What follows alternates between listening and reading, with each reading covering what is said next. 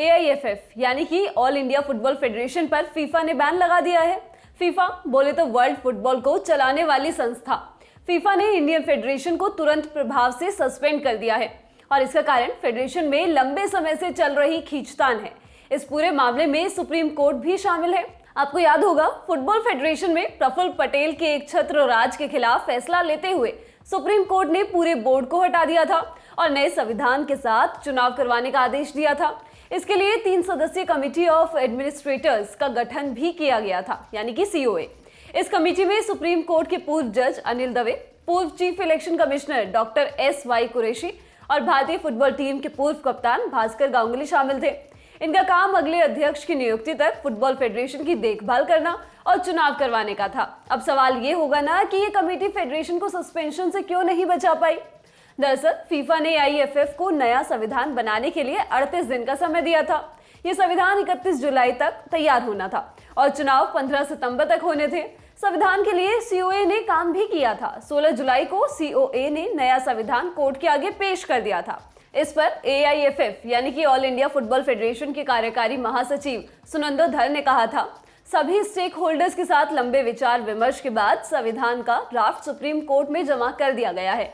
जो लोग भी इस पूरी प्रक्रिया से जुड़े थे, मैं उन सभी को बधाई देता हूं। हमने ये काम तेजी से किया है। नया संविधान जैसे ही लागू हो जाएगा, हम एक बार फिर इंडियन फुटबॉल को आगे बढ़ाने का काम शुरू कर देंगे।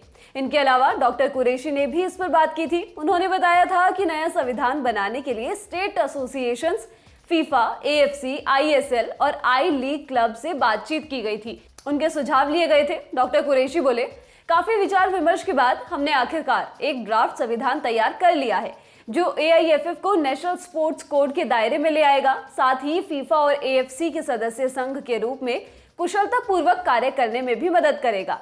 हमें विश्वास है कि इन बदलाव के साथ फेडरेशन अब इंडियन फुटबॉल को आगे ले जाने के लिए एक अच्छी स्थिति में होगा।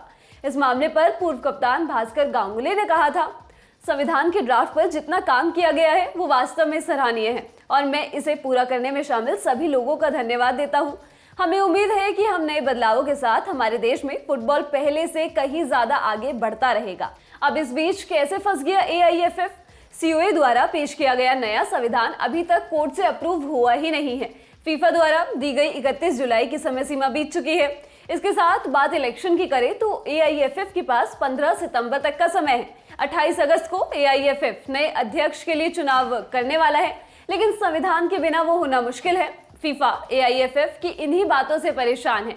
इसके साथ जिस तरीके से अध्यक्ष के चुनाव करवाए जा रहे हैं, फीफा उसके भी खिलाफ है। दरअसल अभी के प्रस्तावों के मुताबिक AIFF 36 स्टेट फुटबॉल एसोसिएशन के रिप्रेजेंटेटिव के साथ 36 प्रतिष्ठित पूर्व फुटबॉल खिलाड़ियों को भी वोटिंग राइट दे रहा था और फीफा इसके खिलाफ है। इस वीडियो में बस इतना ही। इस वीडियो को शूट किया है जेरी ने। मैं हूं गरिमा। स्पोर्ट्स से जुड़ी खबरों के लिए आप देखते रहिए लल्लन टॉप स्पोर्ट्स। शुक्रिया।